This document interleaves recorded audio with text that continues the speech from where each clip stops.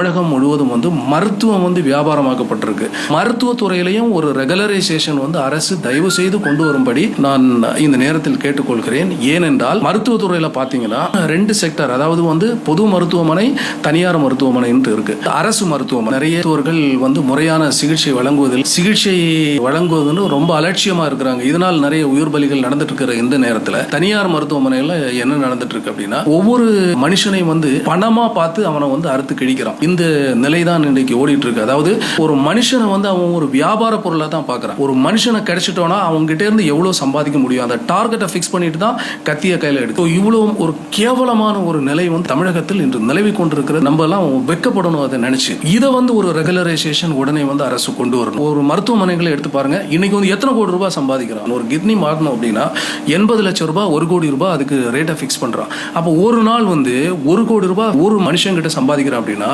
ஒரு நாள் அவனுடைய வருமானம் எவ்வளவுன்றதை நீங்க சிந்திச்சு பார்க்கணும்.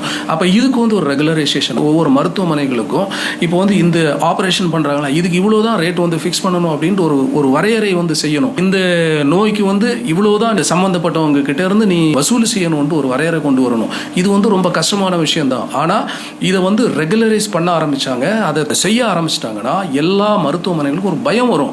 இன்னைக்கு பணத்தை வச்சுட்டு பணத்தை வசூல் பண்றாங்க. ஒரு பணத்தை வென்டிலேட்டரை வச்சு அவன் உயிரோட இருக்கிறது மாதிரி காட்டி அப்பாவி ஏழைங்களை இன்னைக்கு ஏமாத்துற ஒரு கேவலமான கொடூரமான நிலை இன்னைக்கு தமிழகத்தில் நடந்துட்டு இருக்கு. அப்போ இது அரசு வைக்கப்படணும், இந்த சம்பந்தப்பட்ட அதிகாரிங்க வைக்கப்படணும். மருத்துவ தொழிலை புனிதமா, மருத்துவ தொழிலை எவ்வளவு ஒரு தெய்வீகமா நினைச்சு பண்ண வேண்டிய மருத்துவர்கள், இப்படிப்பட்ட மருத்துவர்களே இது மாதிரி ஈனமான கேவலமான செயலை செய்யறப்போ எவ்வளவு வெட்கமா இருக்கு. இதை ரெகுலரைஸ் பண்ணணும். அரசோட கண்காணிப்புக்கும் அரசுடைய பார்வையில் இதை கொண்டு உடனடியாக எல்லா மருத்துவமனைகளுக்கும், ஒரு மருத்துவமனையின் மேல் ஒரு நோயாளி ஒரு புகார் கொடுத்திருக்கிறார் என்றால் உடனடியான ஒரு சட்ட ரீதியான நடவடிக்கை அந்த மருத்துவமனை மேல் செய்யணும். இப்போ எப்படி நடந்துட்டு இருக்கு அப்படின்னா, இப்போ ஒரு மருத்துவமனை மேல ஒரு புகார் ஒரு நோயாளி கொடுக்குறாங்க அப்படின்னா உடனே அந்த மருத்துவமனையோட ஓனர் அந்த இடத்துல இருக்கிற போலீஸ் ஸ்டேஷனை எல்லாம் அவங்க கையில வச்சிருப்பாங்க. இப்போ உடனே ஒரு கட்டிங் அங்க போயிடும், அதை உடனே காம்ப்ரமைஸ் பண்ணி மூடி மறைச்சிடுறாங்க. இது மாதிரி நிறைய உயிர் பலிகள் தினசரி நடந்துட்டு இருக்கிறத நம்ம பார்க்கிறோம். இதையெல்லாம் ஒரு ஃபார்மேட் பண்றதுக்கு தான் இந்த ரெகுலரைசேஷன் மெத்தேடு. இது மிகவும் வரவேற்கத்தக்கதாக இருக்கும்.